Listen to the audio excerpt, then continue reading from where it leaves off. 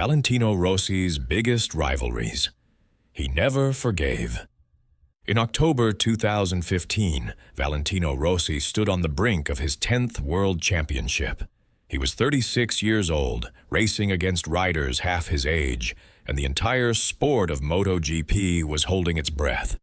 Then, on lap 7 of a single race in Malaysia, his title and his reputation collapsed in about 4 seconds.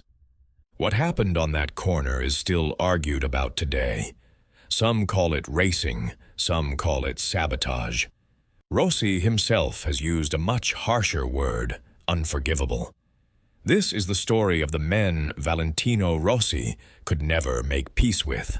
Not rivals he respected, not rivals he later shook hands with on a podium and moved on from. The ones where the grudge outlived the career, where even now, decades later, Rossi still won't let it go. There are 4 names in this story. By the end, you'll understand why one of them broke something in him that never fully healed. Before we get into the wreckage, here's the context you need. Valentino Rossi is, by almost any measure, the most influential rider in the history of Grand Prix motorcycle racing. 9 world titles across 3 classes, 26 years on the grid. A fan base so large that when he retired in 2021, MotoGP itself lost a measurable percentage of its global audience overnight. But Rossi didn't get there by being likable to everyone. He got there by being ruthless to the people standing between him and a trophy, and then often staying angry at them long after the trophy was already his. We're going in chronological order because each rivalry built on the last. Each one made Rossi a little more guarded, a little more willing to burn a bridge to win. And the final one will show you exactly where that pattern led. Before Rossi was the Doctor, before he'd won a single Premier Class title, he was a teenager trying to break into a sport dominated by one man, Max Biaggi, the reigning king of the 250cc class, 4-time world champion, nicknamed the Roman Emperor for a reason. Biaggi didn't see Rossi as a threat. He saw him as an annoyance, a kid who talked to journalists like he was already a star. The tension started before they'd even raced each other in 1996, and it only got worse once they shared a track. By 1997, the sniping had become public. At a press dinner in Suzuka, Biaggi fired off an insult aimed directly at Rossi in front of reporters, mocking the way he spoke about him.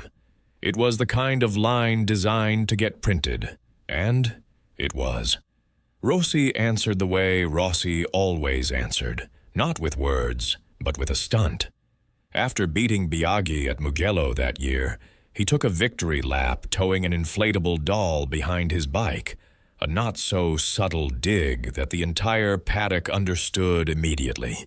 This went on for years, sniping in interviews, staged confrontations, a reported face-off in an elevator at the Japanese Grand Prix, where the 2 men stood in total silence, neither willing to speak first. Then came Barcelona, June 2001, the moment the rivalry stopped being verbal. Rossi, Biaggi, and a 3rd Italian rider had locked out the entire podium. On the narrow staircase leading up to receive their trophies, there wasn't enough room for 2 riders to pass. Biaggi shoved past Rossi and collided with Rossi's manager hard enough to knock his glasses off. Rossi didn't hesitate. He confronted Biaggi on the spot, and within seconds the 2 were throwing punches in front of cameras, officials, and a stunned crowd. Crew members had to physically pull them apart. On the podium, minutes later, they refused to even look at each other. This wasn't choreography. This was 2 grown men who genuinely hated each other, in public, on camera, half an hour before a press conference. Here's the part that makes this rivalry different from the others on this list. It eventually cooled. Decades later, both men admitted in separate interviews that they'd let the media turn a competitive edge into something uglier than it needed to be. Rossi has even said, looking back, that he carries some of the blame. But notice the timeline. It took more than 20 years for either of them to say that out loud. For the better part of 2 decades, this was the defining hatred of Rossi's career. And it set the template for everything that came after. Rossi learned early that a rival wasn't just someone you beat on Sunday. It was someone you could despise, openly, for years. That template was about to get tested by someone far less talkative and far more dangerous on the brakes. By the early 2000s, Biaggi had faded as Rossi's main threat, and a new rival took his place. Sete Gibernau, a Spaniard on the factory Honda, fast enough and fearless enough to go wheel to wheel with Rossi at the front of nearly every race from 2003 to 2005. Unlike Biaggi, Gibernau wasn't loud. He didn't trade insults in the press. The damage here wasn't built on trash talk. It was built on what happened when these two men touched fairings at full speed. And it kept happening. Race after race, season after season, the same pattern. A tight battle, a late race move, contact. Gibernau would later describe the pattern bluntly, that it was the same story in 2003, the same in 2004, and the same again in 2005, and that he couldn't understand why a sport built on racing kept turning into something closer to a collision sport whenever Rossi was involved. It all came to a head on April 10, 2005, at the season-opening Spanish Grand Prix in Jerez, Gibernau's home race, in front of his own fans. The two had swapped the lead multiple times in the closing laps. Coming into the final corner of the final lap, Gibernau held the position. Rossi dove for the inside, made contact, and sent Gibernau wide into the gravel trap. Rossi crossed the line first. Gibernau limped home in second, in front of a crowd that booed Rossi mercilessly on the podium. No penalty was issued. None. That detail is the entire rivalry in one sentence. It wasn't just the move. Riders make aggressive moves all the time. It was that Rossi, already the biggest star the sport had ever produced, paid no price for it. Gibernau has said, even decades later, that the lack of any consequence is what damaged his faith in the sport. Not the contact itself, but the realization that some riders were allowed to do things others weren't. Gibernau's career never fully recovered its momentum after that title fight slipped away. He retired a few years later, and when he finally broke a long public silence about it, he didn't sound like a man who'd made peace with it. He sounded like a man pointing at a precedent, arguing that what happened to him at Jerez taught an entire generation of riders that this was simply how it was done, paving the way for the late-breaking, contact-heavy aggression that would define the sport's next decade. So here's the uncomfortable truth at the center of this rivalry. The grudge here didn't really belong to Rossi. He won. He moved on. It was Gibernau who carried the resentment. But it matters to this story for one reason. It proves Rossi was capable of inflicting exactly the kind of wound he would later receive himself, with nobody stepping in to call it unfair. Keep that in mind. It's about to come back around. Before it does, though, there's one more name. And this one is different from every rival so far because it's the one story on this list with something resembling a happy ending. In 2008, Yamaha signed a confident young Spaniard named Jorge Lorenzo to ride alongside Rossi, as a teammate, not just a competitor. Rossi did not take this well. Within 2 seasons, The tension inside the Yamaha team had gotten so severe that the factory did something almost unheard of in racing. They built a physical wall down the middle of the garage, separating Rossi's side from Lorenzo's, to stop data and set up secrets from crossing the divide. Two riders on the same team, in the same colors, fighting for the same championship, who couldn't be trusted to share a workspace. Lorenzo has since described what it felt like walking into that environment as a rookie, that everyone in the paddock adored Rossi, and being the new guy standing next to that kind of adoration made him feel almost invisible. His response wasn't to try to be liked. It was to put his visor down and beat Rossi on the track, which he did repeatedly, becoming a three-time world champion in his own right. The breaking point came at the 2009 Catalan Grand Prix in Lorenzo's home country, where the two fought for the win in a way that left Lorenzo convinced Rossi had used every psychological trick available to unsettle him before the race even started. This rivalry had every ingredient to become permanent. Same team, same garage, same era, two riders who openly couldn't stand sharing credit. Rossi eventually issued his team an ultimatum that effectively forced a choice between him and Lorenzo, and left for Ducati shortly after, in part because of how unsustainable the situation had become. And yet, this is the one that healed. By the time both men had retired, the hostility had genuinely faded. Rossi has called Lorenzo one of the most important riders of his generation. They've been photographed embracing warmly in the paddock. Lorenzo himself has spoken almost nostalgically about the era they shared, saying modern riders are too friendly with each other and that the sport is missing exactly the kind of fire he and Rossi used to bring to it. Why does this one matter for our story? Because it sets the baseline. It proves Rossi was capable of letting go of even a years-long, garage-dividing wall level of resentment, once the stakes were gone and both men could look back with perspective, which makes what happened next even harder to explain. Because with the final rival on this list, that same perspective never arrived. Not after 5 years. Not after 10. Rossi has had every opportunity to do what he did with Lorenzo, and chosen again and again not to. This brings us back to where we started. October 25th, 2015. Sepang, Malaysia.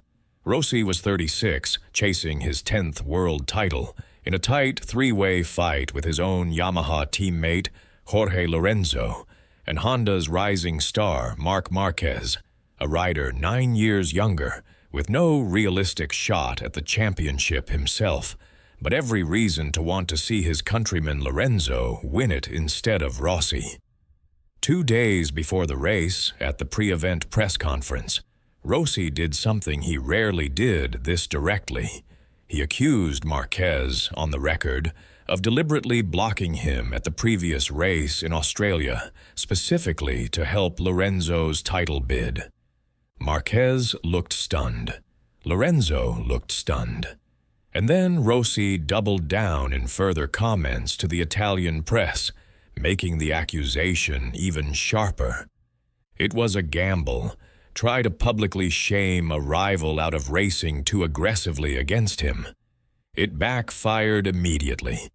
In the actual race, Rossi and Márquez spent laps fighting for position, far behind the leaders, the tension from that press conference clearly bleeding onto the track.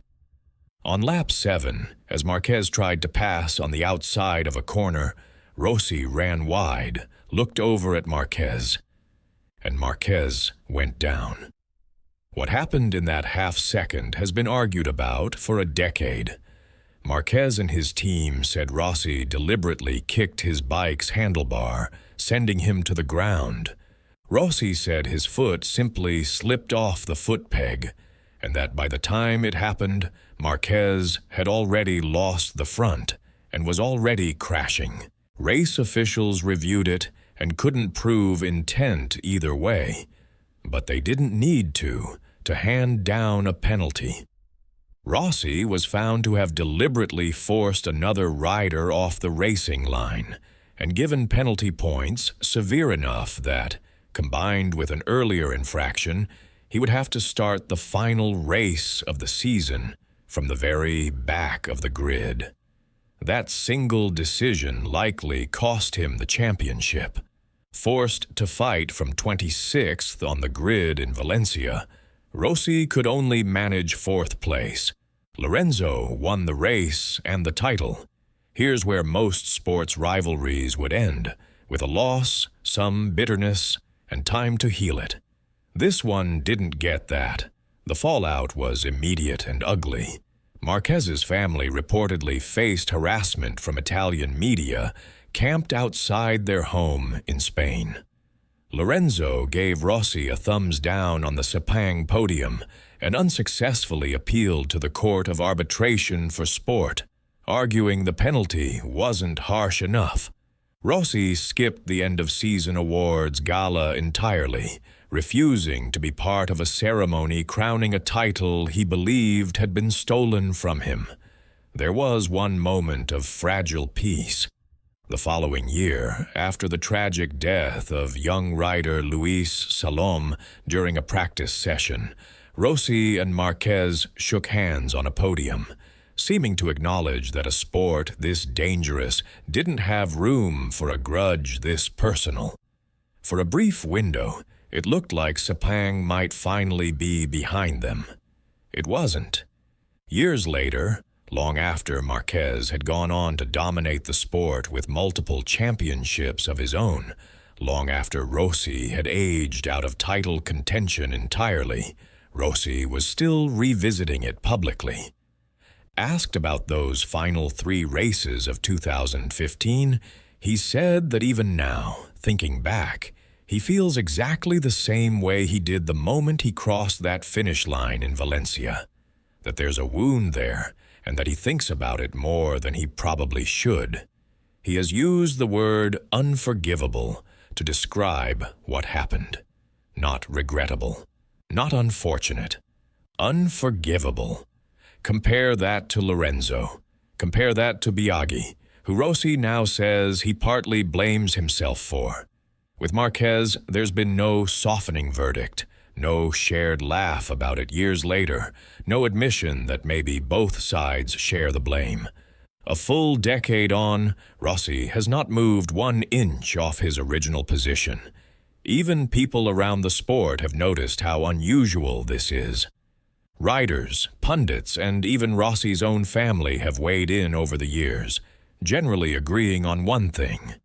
This is the rivalry that didn't fade the way the others did. Márquez, for his part, has suggested that Rossi's frustration in 2015 came from a rider who, for the first time in years, felt slower than the competition and went looking for someone to blame. A theory that, understandably, has never gone over well on the other side of the argument. So, why is this the one Rossi can't release when he managed it with everyone else on this list? Because the others took something from him in a fair fight. Biaggi beat him sometimes, fair and square, and earned Rossi's respect along with his anger. Lorenzo outrode him as a teammate, in the open, with no asterisk attached. Gibernau lost to a moment of brilliance, Rossi's brilliance, even if it came at a steep cost to Gibernau himself. Márquez, in Rossi's eyes, didn't beat him.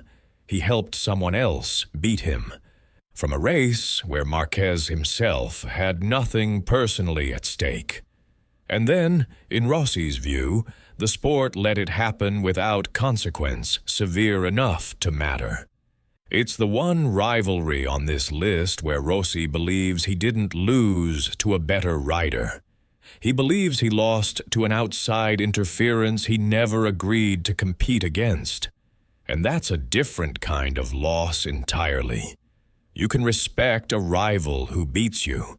It's much harder to forgive one who you believe changed the outcome without ever needing to beat you at all. 4 rivals, 4 very different outcomes. Biaggi, the enemy who eventually became a peer Rossi, could look back on with something close to gratitude for the spectacle they created together. Gibernau, whose resentment outlasted Rossi's, even if Rossi was the one who caused it. Lorenzo, proof that even a literal wall between 2 men can come down with enough time and enough perspective. And then, Márquez, proof that for Valentino Rossi, time alone was never going to be enough. What's striking, looking back across his whole career, is that Rossi was never afraid to make enemies. Almost every great rivalry on this list started because he was willing to provoke, to push, to needle a rival into a fight neither side could walk away from cleanly. That instinct made him the most magnetic rider his sport has ever had.